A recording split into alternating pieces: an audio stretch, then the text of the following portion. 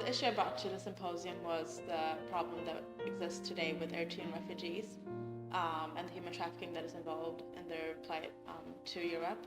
So I talked about the situation in Eritrea and how they get to Europe and the different laws, the policies, the traffickers and kidnappers that are on the way from Eritrea through Sudan to Libya and then to Italy.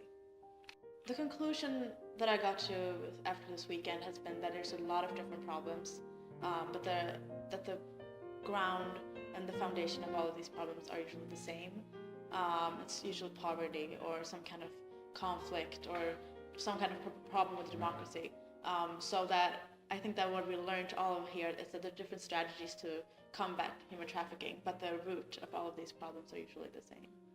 I think so the experience and the knowledge, I guess, together has been the different people that we met and the kind of like love that exists between all of us, even though we don't speak the same languages.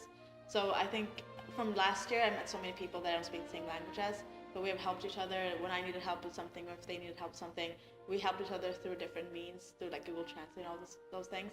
So I think it's the like transnationalism that exists and that cooperation that was founded and that's continued and hopefully will continue in the future. I think last year's meeting was like a aha moment for everyone. We learned so many new things about different countries and different problems that existed. And this year I think we put more of the knowledge into action. And I think for next time, it would be more of the action. Like I love the workshops, I love the discussions that we had. So, and there's so many ideas. There's people who have worked with these subjects for a really long time and have a lot to bring to the table. And there's the people who haven't worked with it for a really long time. And then there's people who aren't even here, but who wants to do things like this. So I think the workshop and the handbook is a step towards the right direction. But I think we'll stand for great.